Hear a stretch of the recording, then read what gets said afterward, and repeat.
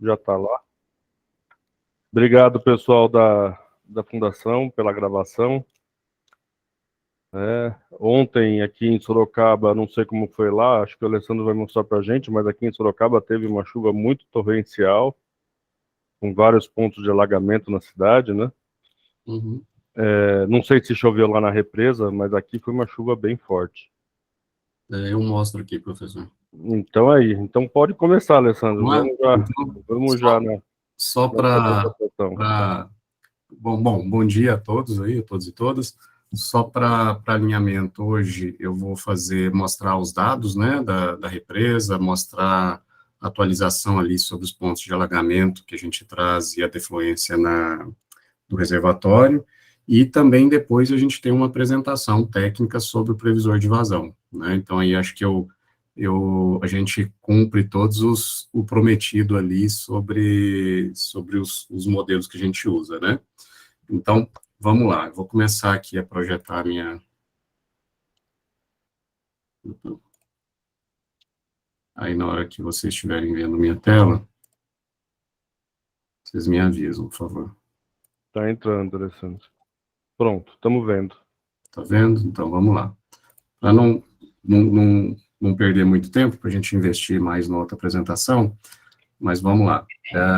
Como esse slide todo mundo conhece, né, é a foto do dia de ontem, né, anterior à nossa reunião, e aqui eu já trago aquela atualização sobre os percentuais de volume armazenado da barragem, né, sendo que antes a gente trabalhava como sendo a cota de 100%, 826,19, que, reforçando, é a cota que alcançaria tampando todos os arcos da barragem, ou seja, ela fica sem capacidade de vertimento. Se passar um volume de água maior, ele passaria por cima da barragem, galgando a barragem, isso nunca é bom para nenhuma barragem. Então, a gente trouxe a nossa referência de 100% para o nível máximo de vertimento, nível máximo normal, que é o nível de vertimento, que é 823,83, segundo o que determina o RPS, que é a reavaliação periódica de segurança. Então, vamos lá, o nosso novo 100% seria 823,83, e o nosso nível atual, que é 822,70, né, ele equivale até aqui, ó, que está errado, tá? Vou consertar. Ele equivale a 85,28%, né?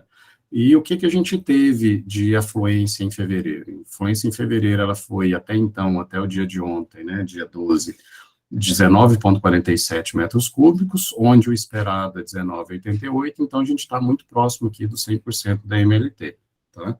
A gente tem previsão de chuvas mais fortes ainda para essa próxima semana, então a gente tem uma expectativa que vai ficar ligeiramente acima aí do 100%, tá bom?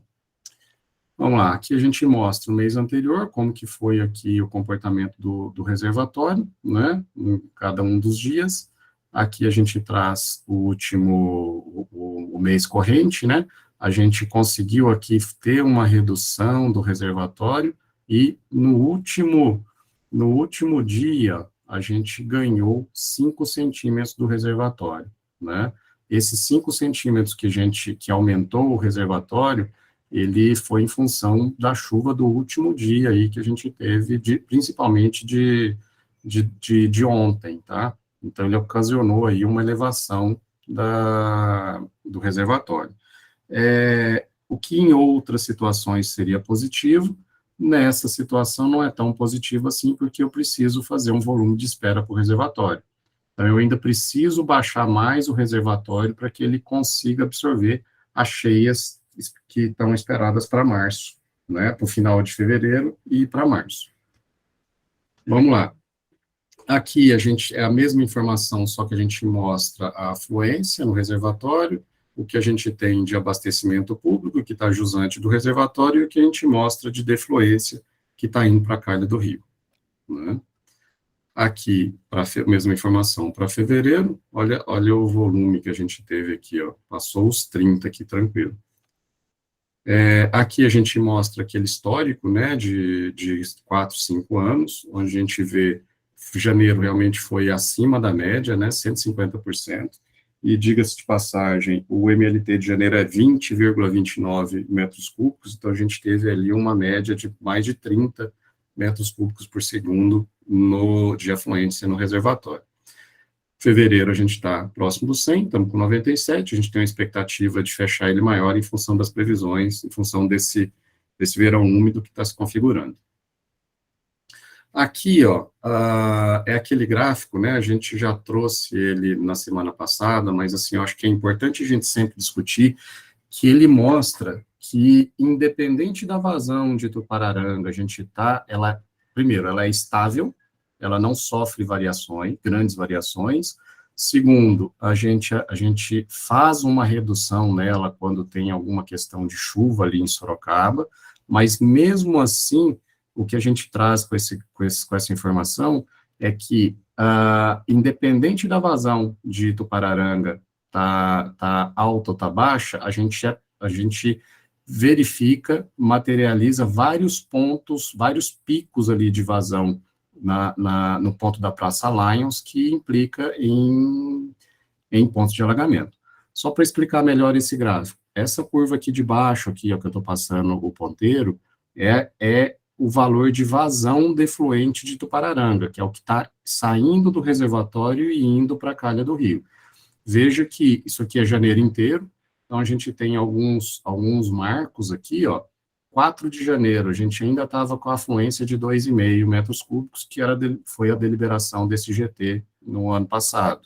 Mesmo com 2 metros cúbicos, a gente teve 71 milímetros de chuva na região, né, no dia 1 ao 4 de janeiro, e teve pontos de alagamento. A gente registrou aqui, ó, uma vazão na Praça Lions de 150 metros cúbicos por segundo. Então, já causou um ponto de alagamento, independente da vazão defluente de Tupararanga. A gente vê outras situações aqui, ó, que no dia 10, a gente já começou a aumentar a nossa vazão, aí já teve a regra operativa aprovada, a gente começou a aumentar a vazão, no dia 13 a gente estava com 4 metros cúbicos, né? Tivemos novamente picos aqui, ó, de vazão no rio, que não tem nenhuma correlação com a alteração de vazão de Tupararanga. Depois a gente teve uma redução aqui, por solicitação do SAI, da prefeitura, né? Mesmo assim, ó, tivemos picos aqui de vazão no SAI.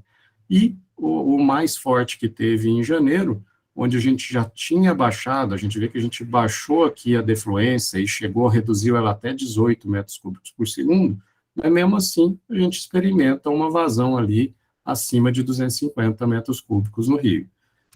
E aqui eu trago os dados de fevereiro, né? Ontem foi a chuva que caiu ali, ó, na região, ó, 97 milímetros na região, que deu ali quase 350 metros cúbicos de vazão, e a gente estava com 18 metros, a gente saiu de 28 para 18 metros cúbicos, e isso não impediria nenhuma, ou não impactaria de forma a reduzir a vazão ali significativamente do rio Sorocaba naquele ponto. Então, assim, é uma informação que eu insisto em trazer aqui para esse grupo, para que realmente a gente entenda quais são as razões ou quais são as causas dos pontos de alagamento. E eu acho que o primeiro entendimento que é muito importante, a gente entender o que não é causa do alagamento do rio Sorocaba, desses pontos, né? E o que não é causa é a vazão defluente de Tupararanga. E a operação do reservatório, a gente aqui na CBA tem como responsabilidade a operação do reservatório, é justamente trazer uma operação segura e fazer com que Itupararanga, o reservatório de Itupararanga, não seja causa de ponto de alagamento. Na reunião passada, eu trouxe aquele ponto, aquele gráfico mostrando que se a gente não tivesse feito a gestão de controle de cheias, a gente teria vertido no reservatório um pico de 90 metros cúbicos por segundo. Aí sim, com 90 metros cúbicos por segundo, aí ia trazer dano ali para a calha do rio Sorocaba. Aqui a gente traz uma visão, né, de previsão acumulado de 3 dias para o reservatório, né? Aqui é um acumulado de 5 dias, né, e aqui é um acumulado de 10 dias. Então, a gente, como eu falei, que a gente tem uma expectativa, né, de realizar bastante chuva ali na região, que vai refletir em vazão afluente para o reservatório. Mais um reforço aqui a importância da gente trabalhar com uma defluência maior nesse momento, para que a gente consiga reduzir o nível do reservatório, para que ele consiga absorver toda essa chuva que vai chegar, toda essa afluência que vai chegar aqui, e evitar qualquer dano para frente do reservatório. Aqui só um zoom para o acumulado 10 dias, e é isso que eu tinha para trazer para vocês. Se alguém tiver alguma dúvida, estou aqui à disposição. Obrigado, Alessandro. A palavra está aberta para ver se alguém gostaria de tirar algum esclarecimento. Eu não sei se eu falei na semana passada, Alessandro, mas se eu falei, desculpa por me repetir. Fica tranquilo. Mas eu acho que a CBA precisa fazer um esforço aí de divulgação de informações para o público em geral, não só para os gestores, porque desde que...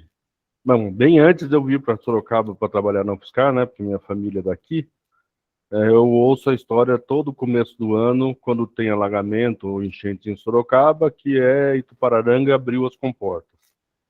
Só depois que eu vim para cá trabalhar que eu entendi que não tinha sentido essa desculpa, mas era uma desculpa que já está no inconsciente coletivo da população de Sorocaba. Então, eu acho que vocês precisam ter um esforço um pouco maior de divulgação para as pessoas conseguirem entender que não é isso, não é o principal fator que leva a alagamento na cidade.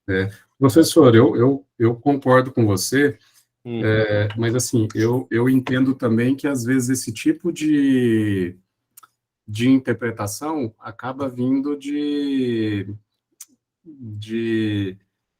áreas que deveriam ter esse entendimento, sabe? Eu concordo com o senhor que acho que a gente tem que divulgar, eu acho que é uma ação que a gente está discutindo aqui dentro da companhia, retomar as ações ali de divulgação do Plano Verão, né? Acho que na pandemia isso acabou sendo acho que 2 pontos, a pandemia dificultou e a crise hídrica que a gente teve aí nos 2 últimos anos também não trouxe não trouxe verão, né? O período não foi suficiente aí para ter nenhuma situação aí igual a gente está vivendo hoje. Mas eu acho que a questão de divulgação ela é sempre importante, ela é sempre traz ganhos, né? Eu acho que essa questão da gente voltar a divulgar o Plano Verão, acho que voltar a ter essa questão de informação vai ajudar. Eu entendo que agora é o próximo ciclo mesmo, né? A gente tem no nosso processo, a gente sempre pensa ali, putz, o que a gente poderia ter feito diferente, que lições que a gente aprende com isso tudo, né? E aí pode ter certeza que a gente já está trabalhando nisso. Não é uma ação de curto prazo, tá? Porque agora eu acho que é muito mais ações reativas, né, de informação, né, e pílulas aí que a gente vai soltando à medida da necessidade, mas para o próximo ciclo pode ter certeza que a gente vai atuar um pouquinho diferente, tá? Ok, obrigado, Alessandro. Não, eu que agradeço. Não teve nenhum pedido de fala? Deixa eu ver aqui. Não, ninguém levantou a mão, nenhum pedido de fala. Todo mundo está craque já, todo mundo já sabe essa apresentação de... Já. E, na verdade, nós estamos na época do problema bom, né? É o que fazer com tanta água. O duro é quando não tem água para ninguém. Quem tem que ficar caçando. Mas, né, está na época de chuva. Lógico que traz os problemas para a cidade, para todas as cidades, né? Essas chuvas muito intensas num espaço de tempo muito curto, que foi o que aconteceu ontem, por exemplo. Mas no caso do reservatório, a gente está numa situação muito mais confortável. Quem é que você trouxe para apresentar um modelo para a gente, Alessandro? Deixa eu ver quem está. Ô, Mica, quem que veio? Apresenta para nós, por favor. Olá, pessoal, bom dia. Quem veio apresentar o projeto de vazão foi o Benedito, tá? Ele é da empresa Marangon Engenharia. Ele já está na reunião, o Benedito e o Lucas. Aí, Benedito, se você quiser se apresentar e já puxar a apresentação, por favor. Ok, bom dia a todos. Obrigado, Micaele, pela apresentação. Eu sou Benedito, Eu sou professor da Universidade Federal de Itajubá, no sul de Minas, e participei junto com a equipe da MCE da construção desse modelo de previsão. Eu vou fazer uma apresentação aqui sobre os aspectos gerais uma breve descrição desse modelo, e está comigo aqui também o Lucas Barros, e o Marangon também está aqui, que é o diretor da MCE. Não sei se o Marangon parece que estava em trânsito. Marangon, você quer falar alguma coisa, fazer uma apresentação? Bom dia a todos, estão me ouvindo? Sim, estamos sim. Não, desculpe aí, mas eu estou no trânsito, então a minha internet flutua muito, tá? Bom dia a todos, prazer conhecê-los aí, pessoal de Sorocaba, pessoal aí que toca aí a operação da represa do Pararanga. Eu vou passar aí, a gente fez um trabalho aí para a CBA, de previsão de vazões, né, de afluência, basicamente, e eu vou pedir aí para o Benedito para ele fazer a apresentação para a gente. Eu fico aqui ouvindo, qualquer dúvida também posso ser acionado aí, se a internet me permitir aqui. Grande abraço a todos aí. Obrigado, Marangon. Eu compartilhei aqui a minha tela, não sei se... Estamos vendo sim, Benedito. Estamos vendo. Que ótimo. Então, eu vou fazer a apresentação. O Lucas, que trabalhou intensamente nesse modelo, ele é um modelo de redes neurais, então o Lucas é um especialista nessa área. Eu vou fazer a apresentação, depois o Lucas pode complementar alguma coisa que eu deixei passar aqui. Então, é uma breve apresentação. Eu vou mostrar o modelo, né, quais são os dados de entrada e que tipos de resultados que nós temos, né, desse modelo de previsão. Deixa eu ver aqui no computador. Muito bem. Então, primeiro, só uma breve explicação sobre previsão de vazões.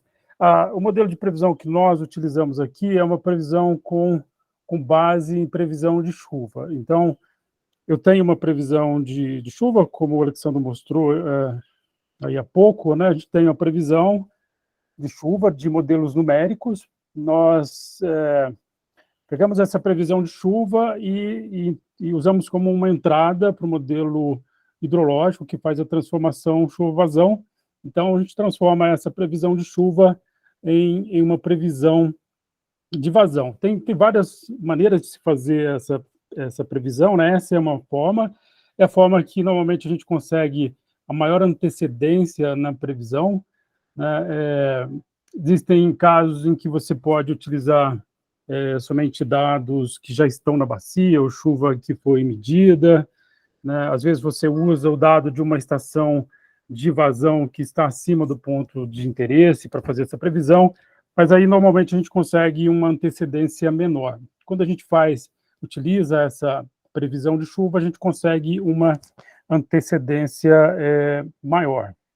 Tem casos que a gente não tem aqui no Brasil, né, onde você tem neve, por exemplo, aí você tem degelo, então é possível você prever a vazão com base no conhecimento que você tem do degelo, né, de regiões mais altas da bacia, mas a gente não tem isso aqui no Brasil, então o que a gente consegue, assim, maior antecedência realmente é com a previsão, com base na previsão da chuva. Então, nesse tipo de previsão, como eu disse, a gente usa um modelo que transforma a chuva sobre a bacia em vazão, na saída da bacia. A chuva é prevista por um modelo atmosférico, e os modelos de chuva, de transformação chuva-vazão, a gente tem também diversos modelos que podem ser utilizados. A gente pode classificar basicamente em dois tipos. A gente tem modelos que são de base física, eles têm uma classificação assim, para esses modelos, tem modelos que têm uma forte base física, que são realmente, né, equações físicas, tem alguns que são conceituais, a maioria são assim. Eles são modelos que têm dentro dele a estrutura que que simula o que acontece com a água dentro da bacia. Então, ele vai simular a infiltração, a evapotranspiração, o armazenamento de água no solo, o escoamento nos canais. Então, esse tipo de modelo, ele faz essa simulação. Tem alguns que são bastante complexos, tem alguns que têm um equacionamento mais simples, né? O que, por exemplo, é usado pelo ONS para fazer previsão para todo o Sistema Interligado Nacional, é um modelo que tem essa base física. É o modelo SMAP, é um modelo relativamente simples, mas que tem essa base física, né, que ele simula o que acontece com a água dentro da bacia. E a gente tem os modelos empíricos, e aqui eu destaco o modelo de redes neurais, que foi utilizado nesse caso aqui. O modelo empírico, ele é um modelo em que que ele é treinado com base em dados de entrada e saída que você tem da bacia, né? Entrada é a chuva, saída é a vazão. Então, você treina esse modelo e ele vai, a partir de um dado de entrada, ele te informa a saída, né? E ele faz isso sem fazer a simulação dos processos físicos que acontecem dentro da bacia, né? Por isso ele é chamado de empírico. Então, nessa previsão, a gente tem, desse tipo de previsão, né, a gente tem a chuva sobre a bacia, e a gente tem aqui, até o momento que você vai fazer a previsão, você tem dados observados. Desculpa só um instante que está passando o helicóptero aqui em cima. Vou esperar um pouquinho aqui.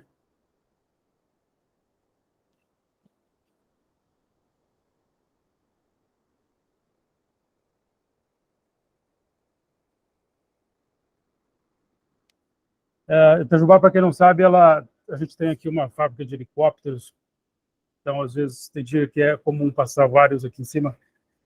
Mas, então, você tem a chuva observada até o instante que você vai fazer a previsão, e aí, para os instantes de tempo à frente, no caso nosso aqui, são alguns dias, né, a gente usa a chuva prevista. Dessa forma, a vazão, né, que é o resultado aqui na saída da bacia, você tem a vazão, também a gente usa a vazão que é observada até o momento de fazer a previsão, e depois, né, com a chuva prevista, a gente consegue, né, fazer uma previsão do que vai acontecer, no nosso caso aqui, nos próximos dias. Então, a gente consegue um maior alcance. É possível a gente fazer a previsão com base só na chuva que caiu, mas isso é bastante limitado, essa antecedência, porque vai depender muito da característica da bacia. Em bacias pequenas, essa antecedência que a gente consegue a partir da chuva que já caiu, ela é muito pequena, né? Quando a gente usa a previsão, a gente consegue estender bastante essa previsão.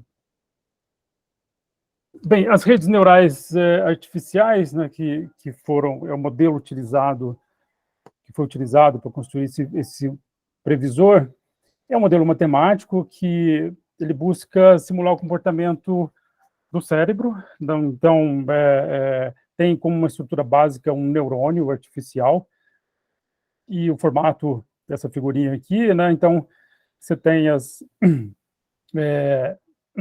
entradas, ele processa dentro do núcleo dele que processa essas entradas para gerar uma saída.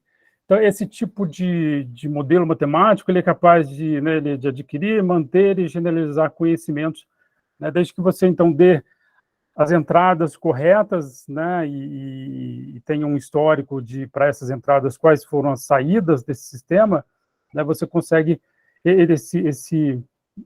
essa rede de neurônios, ela consegue aprender sobre esse sistema e dar uma resposta quando você der uma entrada para ela. Então, a rede neural já é usada há bastante tempo em diversas áreas, né? Nessa área nossa de hidrologia e de geração de energia, ela é muito utilizada, porque é um modelo que consegue se adaptar a sistemas os mais variados e sistemas bastante complexos. Então, ele consegue dar uma boa resposta.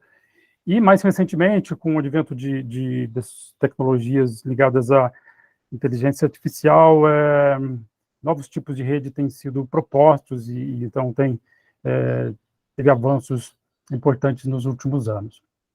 E por que a gente usou redes neurais artificiais para a bacia de Tupararanga?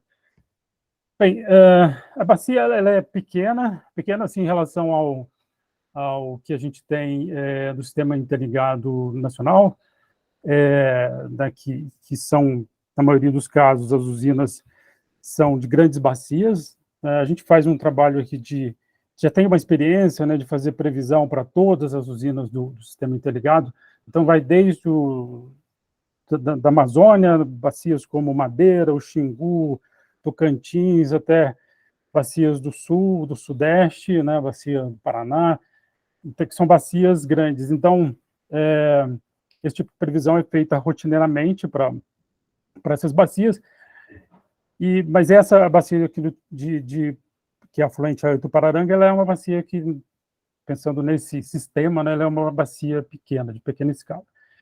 Tem um reservatório grande em relação à área da bacia, né, o reservatório de Tupararanga, ele ocupa uma área importante da bacia, né, então ele influencia bastante na vazão que vai sair, e é um desafio grande para a CBA, né, determinar qual é a vazão de entrada, é complexo fazer isso. A gente tem a presença de usos múltiplos da água, tem, né, como já foi comentado aí, você tem uma operação que é complexa, e então as redes neurais, elas é um modelo que é muito mais flexível do que um modelo de base física, como eu disse, que simula os processos que acontecem com a água. Então, a rede neural artificial consegue se adaptar a sistemas que são complexos e quando a gente tem algum tipo de mudança no sistema, ela consegue se adaptar melhor a essas mudanças, a gente consegue recalibrar o modelo com facilidade, então é mais fácil de ajustar, é mais fácil de rever esse ajuste, então dá uma resposta melhor nesse um sistema como esse. Daí a gente tem, e a equipe que trabalhou nesse modelo já tinha experiência de aplicação dessas redes neurais em outras bacias, como eu disse, tanto de grande como de pequeno porte, né, já tinha uma experiência desenvolvida. Então, a metodologia de previsão que é utilizada para Tupararanga, a gente, assim como qualquer modelo, mesmo modelo de base física, né, a gente tem uma fase de treinamento do modelo. Em modelos de base física, a gente chama de calibração, de ajuste. Aqui, na rede neural, a gente faz um treinamento, né, ela vai aprender sobre aquele sistema. Então, você fornece para a rede chuva observada e vazão afluente também observada. Então, ela precisa disso, qual é a entrada e qual é a saída, né, para poder aprender sobre o sistema. Então, você precisa de um histórico mínimo. No caso aqui, acho que foram, depois o Lucas me corrige, foram cerca de 3 anos de dados e valores diários para fazer esse treinamento. E então, aqui a gente tem esse gráfico mostrando, a gente tem o vermelho é o verificado, que é o observado, e o azul é a previsão. Então, você treina a rede até que ela consiga, né, representar bem aquilo que foi observado. Aqui a gente usa uma métrica, que é o MAP, que é uma estatística para determinar o quanto que esse ajuste está adequado ou não. Então, é feito esse treinamento. Depois que você treinou e a rede está representando bem o sistema, a gente tem a fase de previsão. Né? Na fase de previsão, a gente usa até o dia anterior ao dia da previsão, né? Você usa chuva observada, vazão observada, esse dado necessário, e depois, para os dias seguintes, no caso aqui, estão sendo geradas previsões até 12 dias à frente. Então, para esses 12 dias à frente, é utilizada a chuva prevista do modelo atmosférico, né? Então, a gente vai ter o resultado, a gente tem os valores observados e a previsão para os dias seguintes. Aqui nesse gráfico a gente observa que para Itupararanga, as vazões, por ser uma bacia, como eu disse, ela é de uma escala relativamente pequena, e então as variações são bastante acentuadas, né? Tem picos, né, subidas e descidas de vazão que são rápidas, né? Então, nesse tipo de bacia é complexo fazer a previsão, né? Diferente de uma bacia grande, que as variações são bem lentas e você consegue acompanhar e fazer uma previsão com maior facilidade. Aqui tem uma complexidade realmente bastante grande. Bem, a rede neural utilizada, isso é uma figura que é uma figura que é ilustrativa de como que seria a rede, que, na verdade, assim, não é gerado um desenho assim, com essa rede, mas a gente tem aqui as entradas, a gente precisa de vazão e chuva verificadas, isso nos dias anteriores, né? Em muitos casos, a vazão dos últimos dias, ela influencia na vazão dos próximos, então a gente precisa dessas vazões dos dias anteriores, e a chuva prevista, isso são as entradas, então você tem uma camada de neurônios aqui que vai receber esses dados de entrada, a gente tem camadas ocultas, né, e tem toda uma inter-relação entre esses neurônios aqui. Então, você treina essa rede para dar a resposta da vazão prevista. Depois o Lucas pode até comentar um pouco mais sobre essa rede, mas de forma bem simplificada, é um modelo que tem essas características. Uma coisa importante que foi feita para esse modelo de previsão é uma separação de regimes de previsão. Então, isso já era uma experiência que a gente teve em outros casos, em que você usar uma única rede para representar as vazões, tanto as vazões altas, né, os picos de vazão, as vazões baixas e médias, a resposta, muitas vezes, principalmente num caso como esse, né, que as vazões têm grandes variações, às vezes a gente não tem uma boa resposta, uma única rede não consegue representar toda essa variação. Então, foi usada uma técnica de separação dos regimes. Então, separamos as vazões em vazões baixas, médias e altas, né, e para cada uma dessas faixas de vazão, né, é construída uma rede neural artificial, né? E você tem uma quarta rede neural artificial que ela determina qual vai ser o regime de afluências que tá sendo previsto. Então, você faz uma previsão, vamos dizer assim, uma primeira estimativa, determina qual vai ser o regime de vazões que vai acontecer nos próximos dias, e aí usa o mais provável, e aí usa essas, dependendo do que for acontecer, você usa uma dessas três para poder fazer a previsão. Então, isso melhorou bastante a resposta do modelo, né?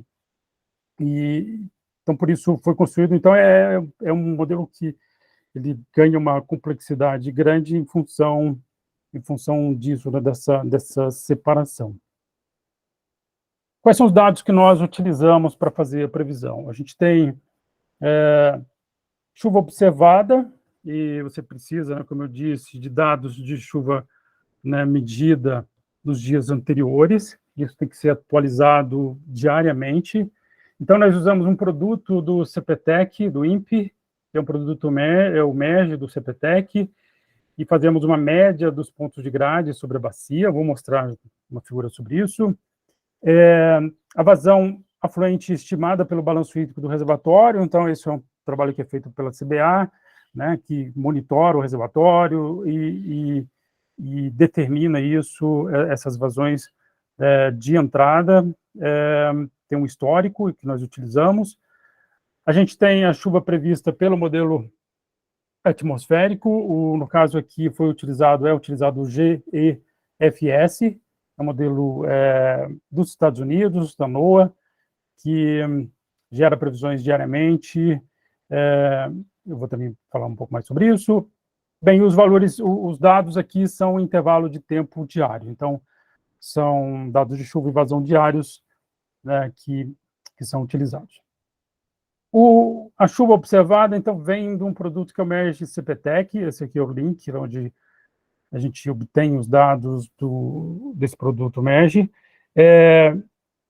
Esse produto de chuva, ele tem essa área de cobertura aqui, ou seja, toda a América do Sul,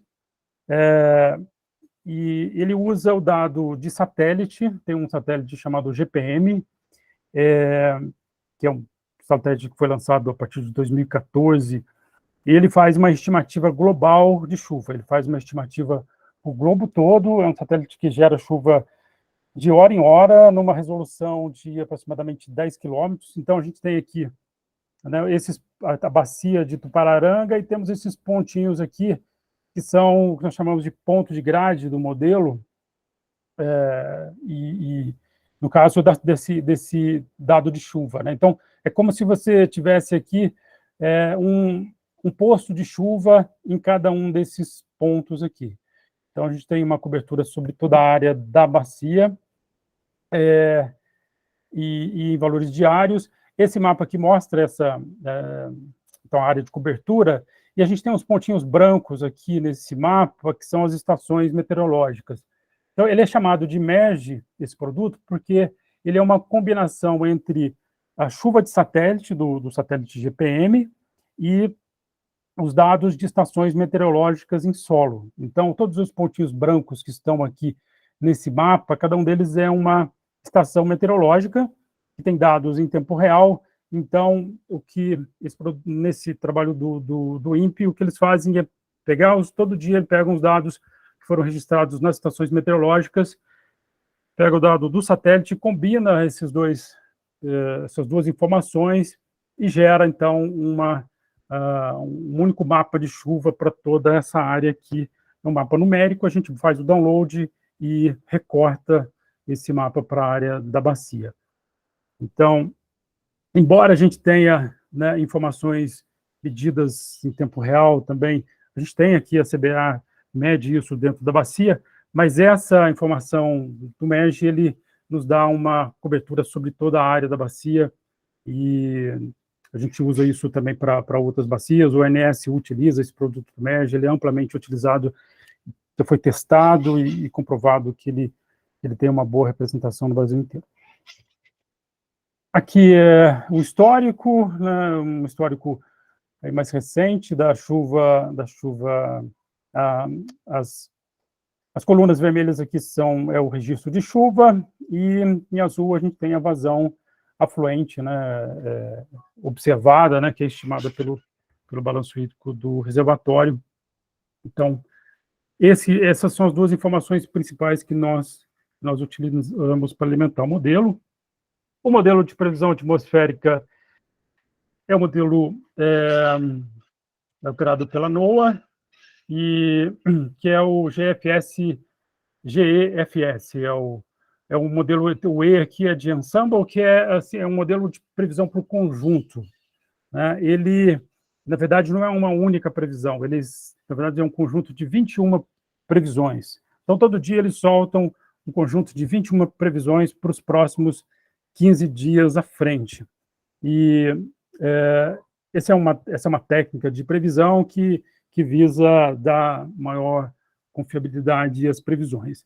Então, a gente pode aqui entrar no site da NOAA e fazer o download desses dados. A MCE tem computadores e tem softwares para fazer isso, para fazer esse download, mas o ONS também ele faz isso rotineiramente, todo dia ele faz e disponibiliza para os agentes. Então, ele já pega esses dados, essas 21 previsões, faz uma média. Então, o que a gente usa é o que vem do ONS, essa média dos 21 membros, as 21 previsões, para fazer a previsão. É o que o ONS também usa, e então a gente aproveita que eles têm uma capacidade computacional de internet, né, bastante robusta, né, para fazer também as nossas previsões, mas a gente consegue também fazer, baixar esses dados. Ele é um modelo global, ele tem uma resolução horizontal de 1 grau, ou seja, isso dá mais ou menos 100 quilômetros. Tá? Então, é um modelo que pega todo o globo e com essa resolução. E aqui a gente tem o resultado, os resultados que são gerados, né? Aqui a previsão lá de começo, logo depois do ajuste do modelo, né? Que a gente solta um resultado numérico, né? Então você tem a previsão feita aqui no dia 18/1, dia 22, e aí tem os 12 dias à frente, então você tem os valores numéricos, a gente tem aqui a chuva observada, que está em verde, até o dia da previsão, e depois em vermelho aqui a chuva prevista, né, para os 12 dias à frente, e aqui as vazões, né, então depois que joga na rede neural, a gente tem as vazões, né, previstas para os próximos dias. Então isso é gerado todo dia, né, e é encaminhado, né, para a CBA, e aí então vai entrar nos modelos de operação do reservatório, né, que eu acho que a equipe lá do Dorel já apresentou sobre isso. E aqui um outro exemplo, né, de previsão para um outro dia, aqui em março de 2022, né, também chuva observada, chuva prevista e os valores, né, previstos de vazão. Então, está operando desde o início de 2022, né, já tem aí um histórico razoável, e a gente, como eu disse, é um modelo que, de tempos em tempos, ele pode ser recalibrado, pode ser reajustado, né, a gente passou por um período longo aí de vazões muito baixas, né, pouca chuva, um período de estiagem bastante prolongado, então os dados que nós treinamos, o modelo, ele tinha a influência disso, né, desse período mais seco. Agora nós tivemos um ano mais chuvoso, então, aí, como a rede neural, eu disse, ela é fácil de reajustar, então, tendo novos históricos, ela pode ser facilmente recalibrado e para representar melhor novas situações que possam acontecer na bacia. Em linhas gerais é isso, né, sobre o modelo, e aí a gente fica à disposição para tirar dúvidas. Antes de abrir para todos, eu queria ver com o Lucas se ele tem alguma coisa para complementar, Lucas. Tranquilo, Benedito. Mais questões técnicas, né? Que se alguém tiver alguma dúvida mais sobre a parte das redes neurais, o funcionamento das redes, o cálculo, a parte matemática ali por trás, como é uma parte mais técnica, né? Eu fico aguardando para caso alguém tenha dúvidas mesmo, né? Seja necessário entrar nesse quesito. Mas de resto, é isso mesmo. Sem mais comentários. Então, a gente fica à disposição.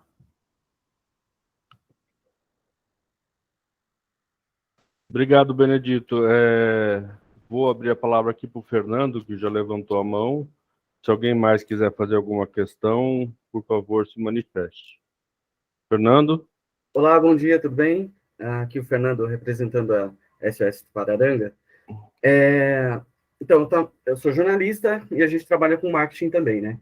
Então, em todas as ações de marketing, a gente usa a experiência do usuário, né? Aquilo que o usuário, na média, né? Quantos vídeos visualizaram e tal, como é o comportamento, né? Tudo com inteligência artificial, e aí a gente usa para calcular as nossas ações. Então, pelo que eu estou entendendo dessa rede neural, basicamente isso, né? É entender essas informações que chegam com base em algoritmos, assim, como se fosse porcamente comparando uma Netflix, que entende o comportamento do usuário por parte da audiência ali, usando as variáveis da previsão do tempo e essas três níveis de, né, média, baixa e alta, aí para fazer 3 cenários diferentes, assim. Basicamente é isso aí. Eu pergunto por quê? Porque como a gente tem também a missão de comunicar a sociedade, então, fazendo essas analogias, de repente, a gente consegue entender um caminho ali para poder explicar para o nosso público. Deixa eu complementar. A rede neural, na verdade, ela funciona exatamente como você falou, ela se baseia em comportamento histórico, né? Então, seguindo, por exemplo, Netflix, você busca um gênero ali, tá sempre buscando esse gênero, então ele vai entender que é o gênero que você gosta. A rede neural funciona desse jeito, então ela vai pegar observações que já aconteceram, né? Tanto de chuva quanto de vazão, né? Então ela vai tentar mapear, para certa chuva ela teve esse comportamento de vazão. E então, com base depois, tanto na vazão mais recente histórica, onde ela vai mapear como está a situação atual, como entrando com uma previsão de chuva, para tentar sair com uma situação futura através da situação atual, mais o que ela vai prever com a chuva, né? Então, disso a gente tira diversas vantagens, né, e alguns desafios utilizando as redes neurais, né? Então, comportamentos às vezes inesperados da chuva mesmo. Então, por exemplo, a gente a gente viu aí nos últimos tempos muita chuva, né? E às vezes chuvas em períodos que a gente nem esperava. Então, aí está um desafio para as redes neurais, né? Aprenderem, mas que muitas vezes elas vêm surpreendendo ainda, né? Porque como é um cálculo matemático, e são diversos e inúmeros cálculos matemáticos sendo feitos dentro da rede neural, muitas vezes elas conseguem captar esse comportamento inesperado, né? O que traz também uma vantagem, né? É um desafio, mas é uma grande vantagem também da rede neural conseguir, às vezes, captar comportamentos que a gente não seriam triviais, né? Vamos dizer. Por exemplo, daí em períodos extremos, como muita chuva, você já sabe o que vai acontecer, porque tem todo aquele cálculo em outras vezes, em outros anos, em outros períodos de chuva. Olha, pode vir até aqui, porque a experiência mostrou que isso acontece. Mais ou menos isso. Isso, exatamente. Às vezes, por exemplo, bater recordes, quando ela vai tem uma grande chuva que bate o recorde de vazão. Às vezes ela tem desafios ali para interpretar esse recorde, mas às vezes ela consegue, através da matemática, né? Ela vê, nossa, a gente já está numa situação que já vem aumentando e a gente tem uma grande previsão de chuva, então ela consegue prever muito bem ali esses pontos, mas ela se comporta geralmente muito melhor ali entre os seus limites, né? Entre o seu máximo, o seu mínimo, naquele intervalo ali, ela já aprendeu bastante no que foi no passado, né? E ela consegue se mapear bem o que está acontecendo ali. Mas, só respondendo a sua pergunta, a rede neural se baseia realmente no que já aconteceu, no fato histórico, né? E usa a previsão de chuva para complementar e para mapear o que vai acontecer. Cálculo da variável ali. Isso. Tá bom, muito obrigado. Obrigado, Fernando, pela pergunta. A gente tem uma pergunta da Lauren da Solange, mas é mais para o Alexandre. Mas então vou fazer primeiro a da Rosângela, que está aqui no chat. Depois a gente volta para a da Lauren e da Solange. A Rosângela está perguntando, Benedito, em quais estações foram utilizadas para previsão de chuva, estação climatológica. Eu sei que vocês usaram lá o MERG, mas ele define algumas estações onde dá a coleta de dados, né? A pergunta que está sendo feita, principalmente porque o comitê tem um projeto de reestruturação da instrumentação climatológica e fluviométrica, e a ideia é saber onde que a gente tem buraco, né? Onde precisa de mais ponto de coleta de dados climatológicos, e ela também pergunta se a resolução de 100 quilômetros do satélite é suficiente para essa bacia. Bem, a gente avaliou, no começo do projeto, a gente avaliou a possibilidade de utilizar as estações pluviométricas, né, de chuva que existem na bacia, né? E uma coisa importante é que elas precisam ser automáticas, então tem que ter dados, né? A gente precisa sempre, né, vai fazer a previsão hoje, precisa da chuva de até ontem. Mas a gente acabou não utilizando porque o histórico não era suficiente. A gente tinha um histórico de chuva ali. Duas questões, né? O histórico de chuva que ainda era curto para a gente utilizar no treinamento da rede, né? E a localização dessas estações também. Então, são estações que estão mais próximas do reservatório, né? E seria interessante ter estações, pensando assim num projeto de ampliar essa rede, ter estações localizadas na parte mais alta da bacia, seria muito interessante, né? Mas, assim, precisa instalar, vai demorar um tempo para criar um histórico mínimo, né, dessa chuva, e aí, sim, a gente conseguir treinar a rede para poder fazer essa previsão. Mesmo se fosse um modelo base física, né, ele precisaria também de um histórico mínimo para fazer.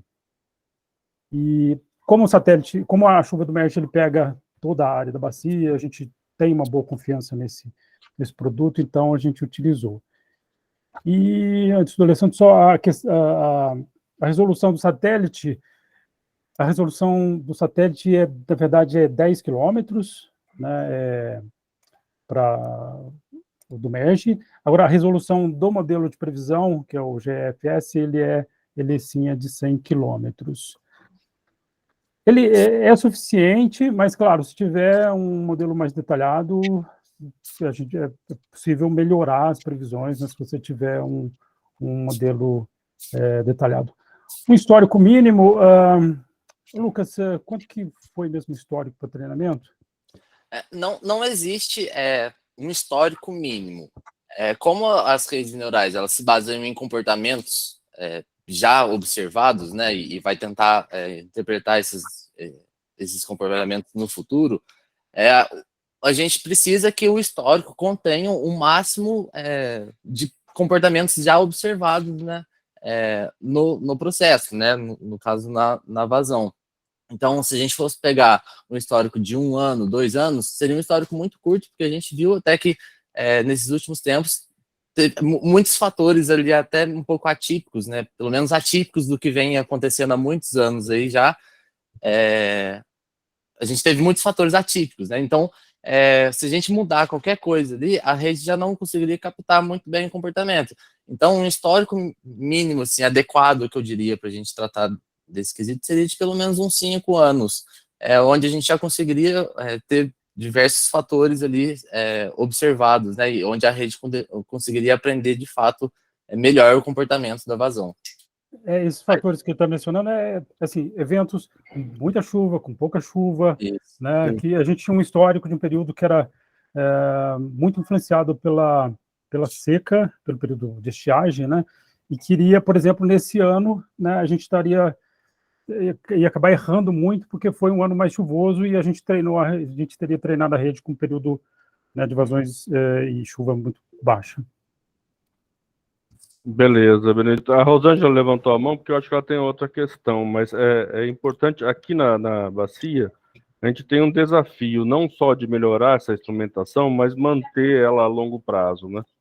Porque o desafio de montar a estação é grande, mas também o desafio de manter ela constantemente gerando dados é tão grande quanto, se não for maior. Rosângela, por favor, pode falar. Depois o Alexandre levantou a mão também. Obrigada, André, que o senhor falou da parte da manutenção. Bom dia a todos, antes de mais nada. Por favor, eu queria entender se realmente foi aplicado o conceito MERGE, né, a mistura de dados dos conjuntos do satélite e das estações climatológicas, como colocou o André, ou não, essa dúvida ainda permaneceu. Se a resposta foi sim, quais as estações que foram utilizadas? Porque está me causando surpresa que, se eu não me engano, se a gente entrar no sistema integrado de bacias, a gente tem vários pontos que estão na cabeceira, ou, na verdade, a posição dele, posso estar enganada, mas existem vários pontos, eu não saberia dizer aqui o período temporal. Muito obrigada. Normalmente, se a gente olhar, por exemplo, na Hidroeb, a gente vai ver muitas estações, né? Eu estou falando que não tenho certeza, agora teria que olhar de novo ali no bacia de Tupararanga, né, o quanto que tem, mas normalmente tem muitas estações, pontos de monitoramento, mas quando você vai olhar, muitas não têm o dado disponível, ou então são séries que não estão atualizadas, né, que não tem a telemetria, então a gente não tem o dado em tempo real. Então, a gente passa um filtro, né, em tudo isso, antes de definir, né? E sobre o MERGE, esse produto ele vem pronto. Tem o link ali na apresentação, ele vem pronto, né? Essa combinação dos dados do satélite e das estações meteorológicas é feito lá pelo INPE. Então, eles têm acesso aos dados de estações meteorológicas, muitas que a gente não tem esse acesso fácil. Então, eles pegam isso do Brasil inteiro e fazem essa combinação e dão esse produto já pronto, né, com essa combinação. Posso falar, André? Pode, Rosângela. Por favor. Então, o que veio, que foi os dados considerados das estações climatológicas, elas já vieram no pacote pronto do INPE, não foi inserido dados, por exemplo, da região, vamos supor que não estivesse contemplado. Essa estação climatológica que existe na bacia, ela não é inserida no MERGE, certo? O MERGE já veio com pacotes prontos, juntando os dados das estações climatológicas e do satélite definidas pelo INPE. É isso, por favor? É isso, e no produto do MERGE, nos arquivos, ele vem, para cada ponto de grade, cada pontinho daquele que eu mostrei ali no mapa, tem o valor da chuva, né, e que ele não dá qual estação foi utilizada, mas ele diz quantas estações foram utilizadas em cada ponto de grade.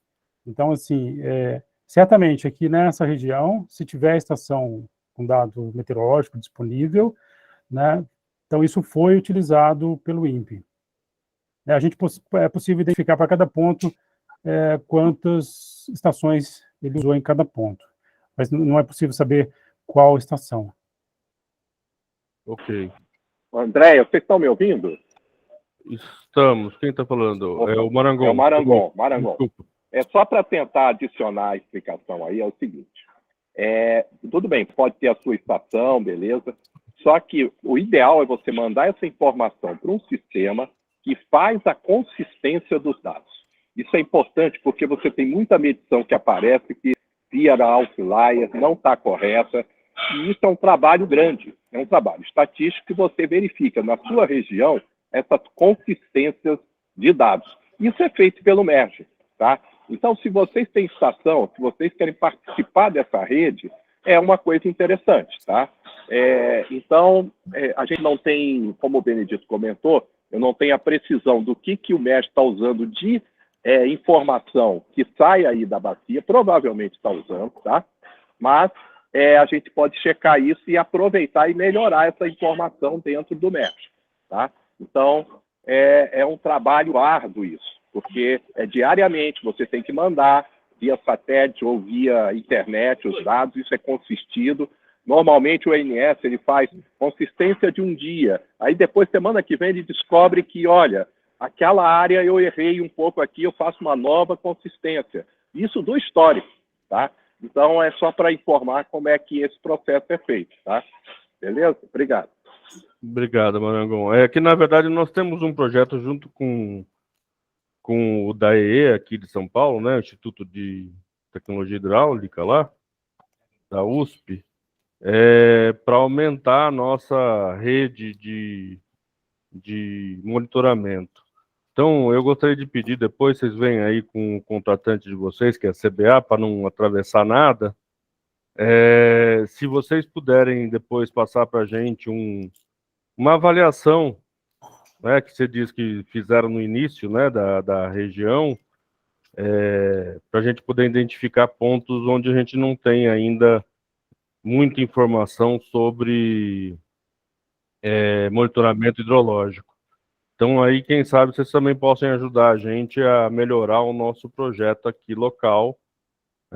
São pontos de monitoramento instalados pelo próprio DAEE, então já entra na rede aqui paulista e provavelmente na rede da ANA imediatamente, né? E são pontos também que a gente está batendo na tecla que sejam pontos telemétricos para a gente ter dado em tempo real. Rosângela, você queria falar mais alguma coisa?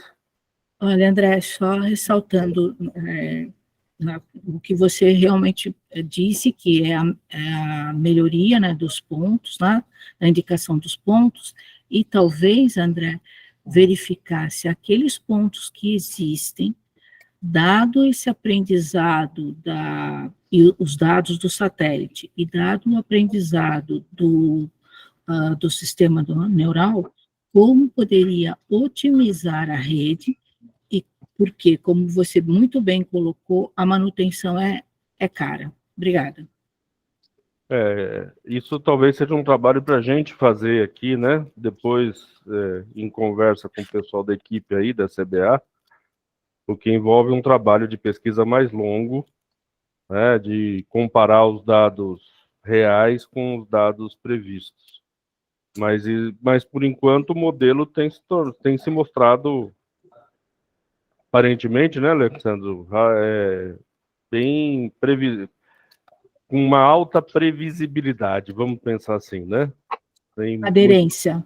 Muita aderência. Obrigado, Rosângela, pela palavra. Eu te agradeço, André. Alguém mais tem alguma pergunta sobre o modelo? Senão a gente passa para as perguntas que estão aqui para o Alexandre. O Alexandre tinha levantado a mão, não sei se ele queria falar sobre o modelo ou queria já responder as questões. Não, assim, era só falar, tentar contribuir um pouco, né? Obrigado, Benedito, Marangon, Lucas, show de bola aqui, a apresentação de vocês ficou sensacional. Mas, assim, dizer que, é claro que pode ser melhorado, quanto mais entradas tiver no modelo, mais assertivo ele vai ser, mas o fato é o seguinte, a missão o trabalho foi o seguinte, pegar com o que se tem de informação e construir o melhor, né? E isso, com certeza, aí toda a equipe do Marangon fez com maestria, e o sistema, ele tem, sim, um grau de assertividade, né? Tem um grau de assertividade que aí a melhor ferramenta para melhorar isso realmente é a colocação aí, né, a utilização das redes neurais. Mas é claro que se investir mais em estações, investir mais em informações e mais em tempo para que a rede seja treinada, a gente vai ter cada vez mais um sistema melhor, né? Mas, assim, só para acho que deixar claro, acho que ele foi o melhor que poderia ter sido feito com os dados que a gente tem, né? Então, assim, e o ótimo é inimigo do bom. Bom, se a gente for esperar colocar ali várias outras estações, ter outras informações, a gente não ia ter nada, né? A gente até hoje ia estar construindo. E, assim, é importante a gente falar que não é só Itupararanga que a gente tem esse sistema, né? A gente tem outras usinas, por exemplo, a gente tem em usinas, claro que dependendo de como que é o modelo ali, como é a região também, elas são mais assertivas, tem um grau ali de assertividade diferente, né?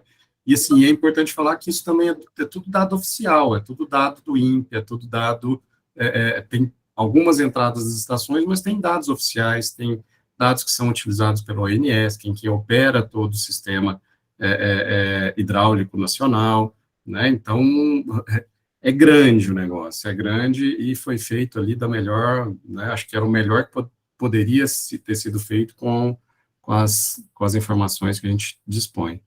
Acho que era só isso, só esse fechamento que eu queria dar aí para o trabalho. Obrigado, Alessandro. Vamos, então, às perguntas que ficaram para trás. Tem uma da Solange, deixa eu achar ela aqui de novo, que tem a ver com a mudança do 100%, né? Então, ele está perguntando aqui, alterando a marcação do 100% no nível da barragem mais para baixo, o que acontece com o nível de 100% a 120%? É uma reserva no mês de estiagem, caso aconteça? Na verdade, ela quer saber se vai ser permitido encher mais do que o novo 100%. Bom, vamos lá. Não, tá, gente? Não. A gente sempre traz isso aqui na reunião e sempre que tiver necessidade, é bom que a gente esclarecer. o nível de vertimento, né? Qual é o nível de armazenamento do reservatório? É até o momento que ele começa a derramar água, né? Imagina um copo d'água. Qual que é o limite de armazenamento do copo d'água? Quando a água passa da borda do copo, e a água sai para fora do copo. Esse é o nível de armazenamento do seu copo, aquele Nadir Figueiredo, aquele universal, né? O que acontece com o seu reservatório? É a mesma coisa. Qual que é o limite de armazenamento do reservatório? O momento no qual ele começa a verter água, o momento onde começa a passar água pelos arcos da barragem. E vamos lá, então tá, mas Alex, você pode tampar os arcos e ele vai segurar mais água? Não posso fazer isso. Por que eu não posso fazer isso? Um reservatório, uma represa, ela é construída para que ela consiga absorver, segurar um montante de água, mas ela também tem que ter a capacidade de extravasar o que a gente chama de uma chuva decamilenar, tá? Então, ele tem que ter a capacidade de extravasar essa água. E ela nunca deve passar por cima da estrada, né? Falando em Tupararanga, se eu tampar todos os arcos, quando essa água chegar, ela vai passar por cima da estrada.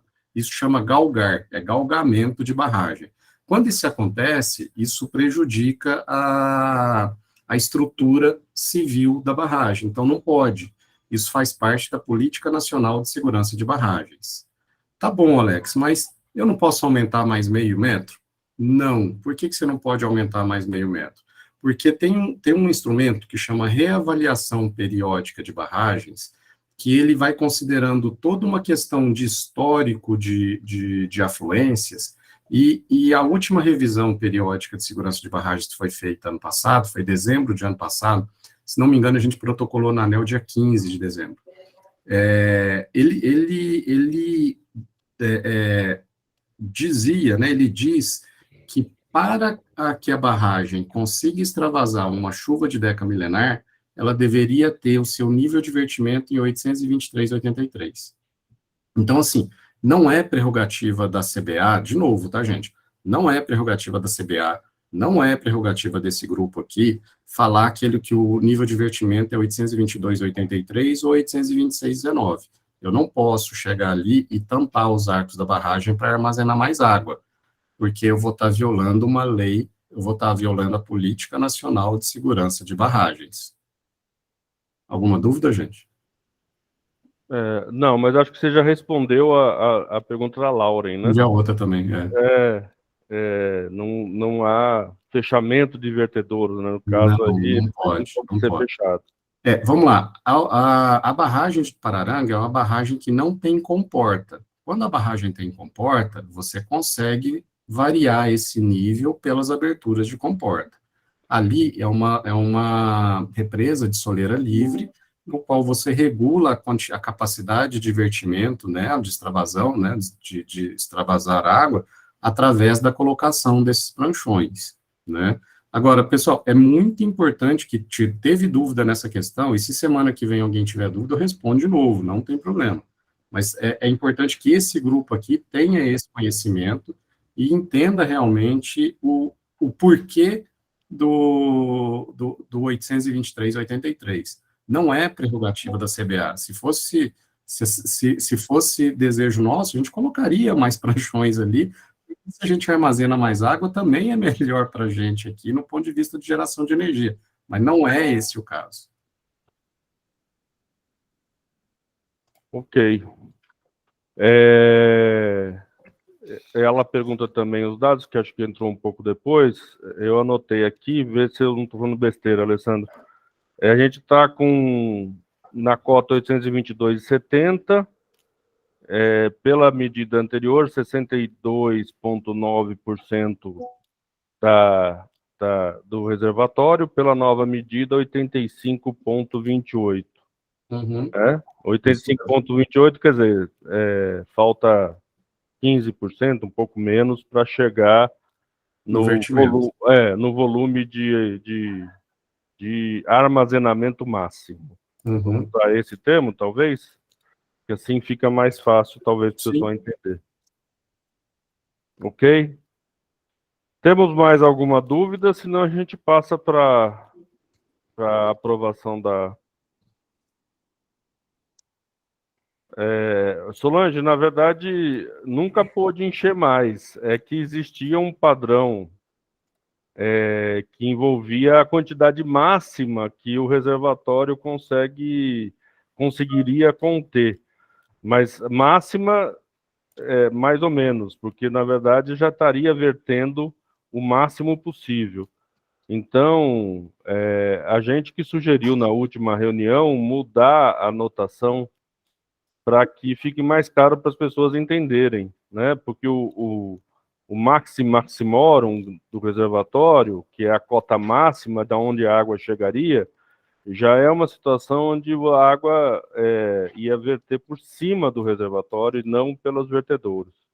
Então, é uma mudança de notação só para facilitar o entendimento. A gente que propôs na última reunião para o Alessandro, porque as pessoas tinham muita dúvida de quanto que é esse 100%. Esse 100% não chega nunca, esperamos que não chegue nunca. Que se chegar no 100% teórico, a água está passando por cima da barragem. Então, a ideia é que a gente fique no 100% de reserva. Isso, nossa reserva tem que ficar dentro desse 100% novo. Isso mesmo, fica mais fácil para as pessoas entenderem. Porque senão fica achando que ainda tem muita água para acumular no reservatório, mas não tem. Na verdade, a gente só consegue acumular até chegar na soleira do vertedouro. Depois disso, a água vai embora. Então, a nossa quantidade de reserva é esse novo 100%. Alguém mais gostaria de fazer alguma pergunta? Ficou claro? É só para facilitar o entendimento. Eu também acho, Júlio, que depois a gente acostumar com esse novo 100% fica mais fácil. Como é a primeira vez que a gente está discutindo isso, sempre dúvidas vão aparecer, e a gente vai tirando as dúvidas conforme vão aparecendo, mas a ideia é justamente isso, reduzir o questionamento, porque o reservatório agora está com 62% do maximorum, mas isso não representa uma realidade, né? Porque nunca vai chegar no 100% do maximorum. Esperamos que não chegue, nunca. Se chegar é um problema, aí sim é um problema. Aí a gente vai estar com um problemaço na mão, né? E é por isso que a gente está trabalhando para trazer ele para um valor confortável, né? Esperando aí a finalizar o período úmido, né? Fevereiro e março, e aí a gente começa a reduzir a vazão defluente, olhando sempre a regra operativa para manter o nível do reservatório em seu valor aceitável. E tudo isso, a gente volta para a regra, e a regra, ela atende, né, os dois principais objetivos de um reservatório, as duas principais funções do reservatório, que é armazenar água, no período seco, e controle de cheias, ou armazenamento de cheias para o período úmido, que é o que a gente está trabalhando agora. E reforço aqui, né, quer ver, eu vou até pedir licença aqui e mostrar aquele slide lá, se vocês me permitem. Por favor. Que se o comitê não tivesse deliberado, né, no ano passado, e a gente não tivesse... Estão vendo minha tela ou não? A gente não tivesse atuando... Vocês estão vendo ou não? Espera um pouquinho. Tá, abriu. Abriu? Sim, tá bem. Então, sim, Alessandro. Se a gente não tivesse atuado aqui, ó, desde na aprovação da regra e feito o controle do nível do reservatório, o Rio Sorocaba teria recebido aí, de forma instantânea, aí, 96 metros cúbicos por segundo na calha dele.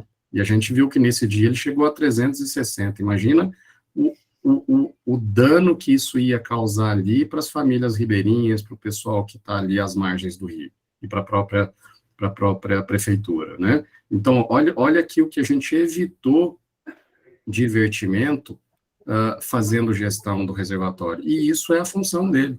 Então, a gente tem que, cada vez mais, né, eu acho que entender essas diferenças, e é difícil, tá, gente?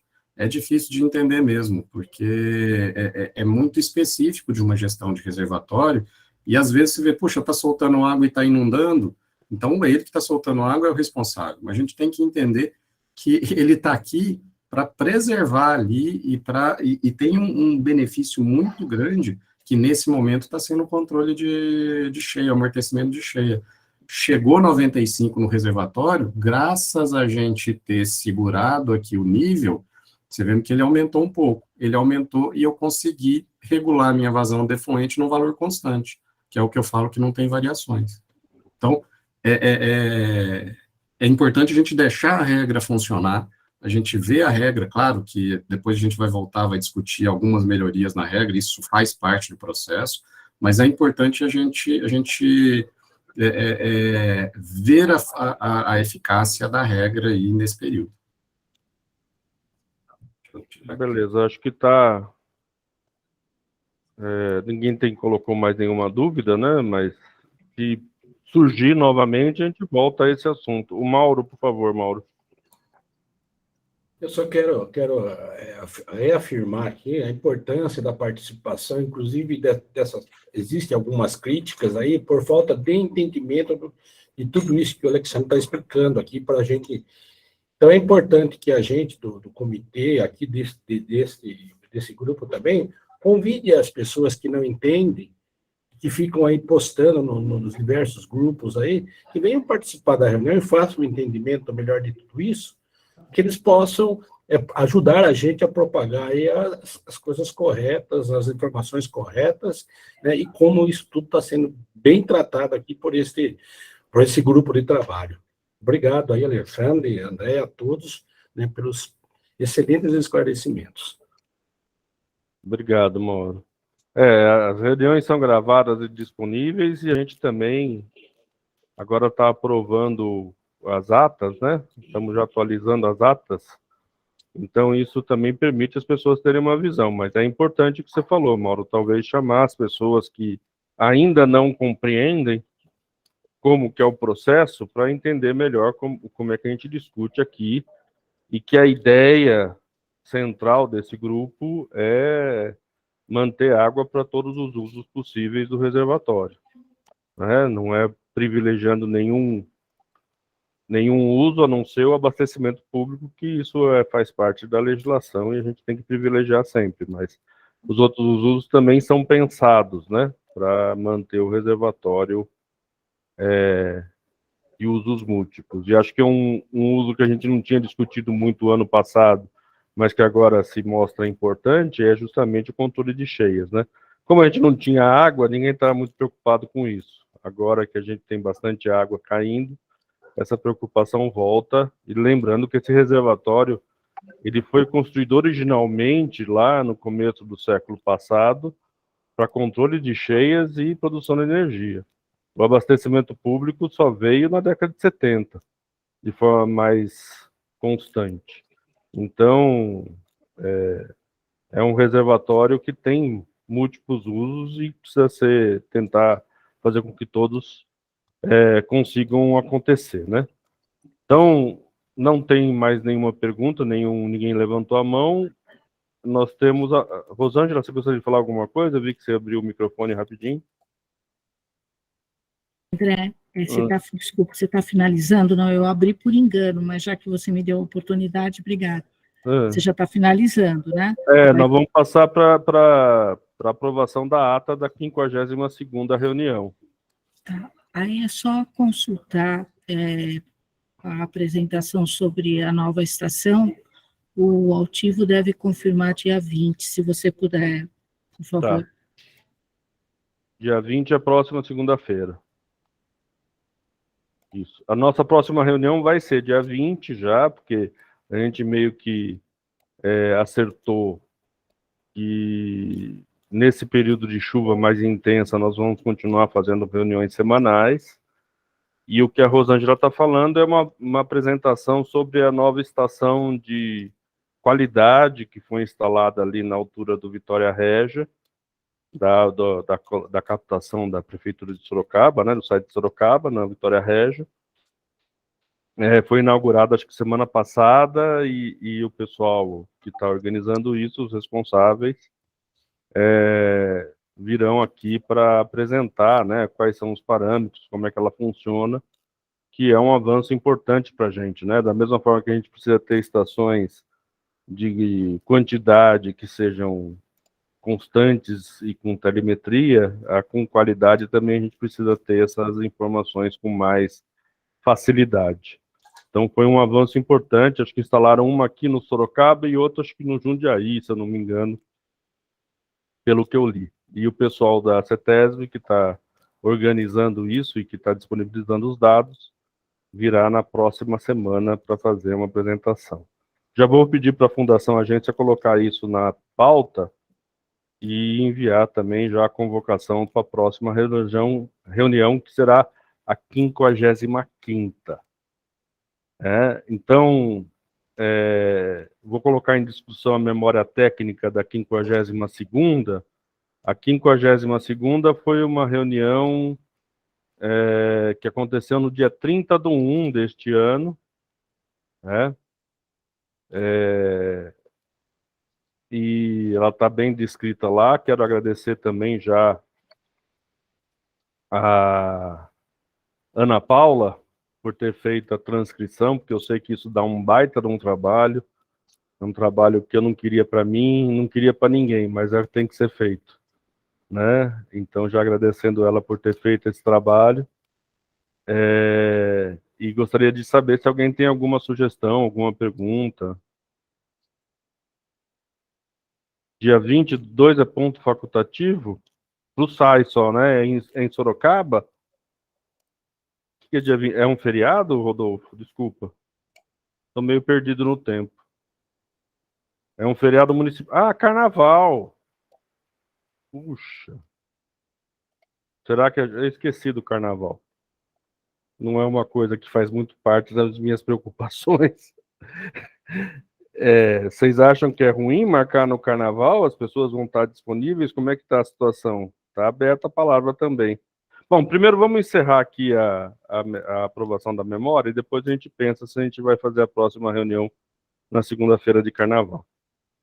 Então, se alguém tiver alguma sugestão, aparentemente não tem, vou pôr em votação. Aqueles que são favoráveis permaneçam como estão.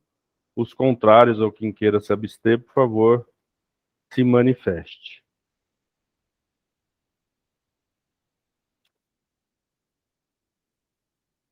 Bom, não havendo manifestações,